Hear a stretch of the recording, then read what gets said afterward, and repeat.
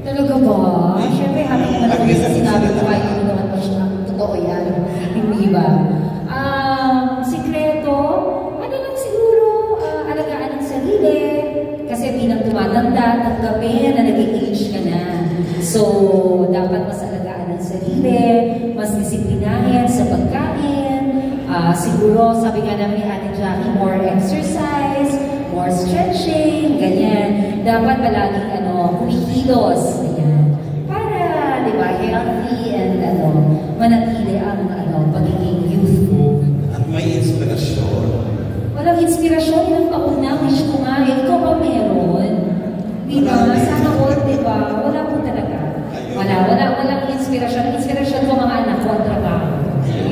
Galing. Yes, alam mo na yan, Joel. Anyway, another question. Nabanggit ka ni Bea na, alam ko, teenager pa rin si Bea, nandun ka na, bruha ka na sa buhay ni Bea sa dalawang teleserye, di ba? Kay Tagapit ang inintay and It Might Be You. Ayun. So dito, nakita namin sa trailer, may sampal ka kaagad kay Bea. So, hello.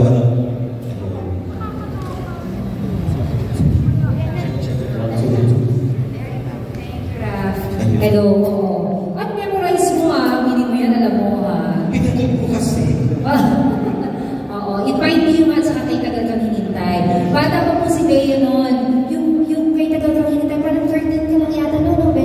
Yun yung first name up nila ni John Doyle. Yes. Oo. Bata pa siya. Nene. Bata. So, bata pa rin kami noon.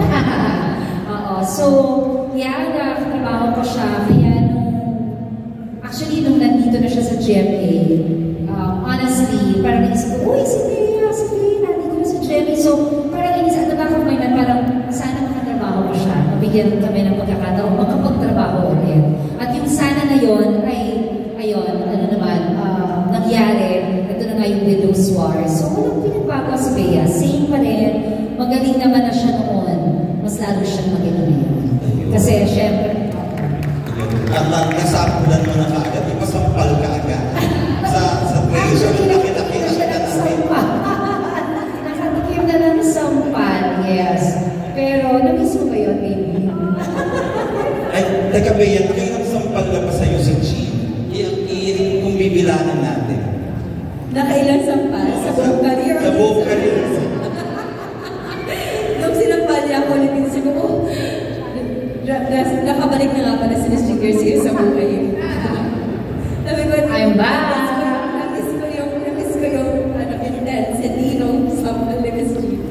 Hindi, pero si Miss G naman, she's very professional as an actress. Marami kaming mga eksena dito, obviously na very physical. Meron pang mga eksena na nilulublob niya ako sa dagat at stuff like that. Pero, dahil nga, she is Miss G. Garcia, alam naman natin kung gaano siya kagaling, na pag-uusapan namin kung paano madadaya yung mga bagay-bagay na hindi mukhang fake sa screen.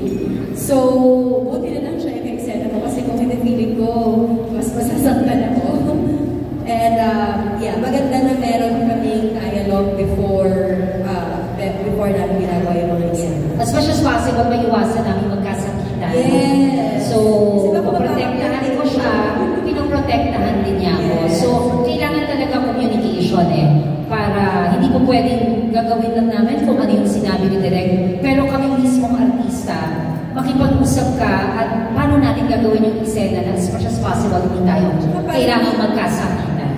Para hindi rin paulit-ulit. Yes, kasi sabi ko gawin na natin, para take one lang diba? So, yun naman. Actually, parang mas marami kami palagi. Parang mas marami kami sakitan moments ni Miss Jean sa ating Carla.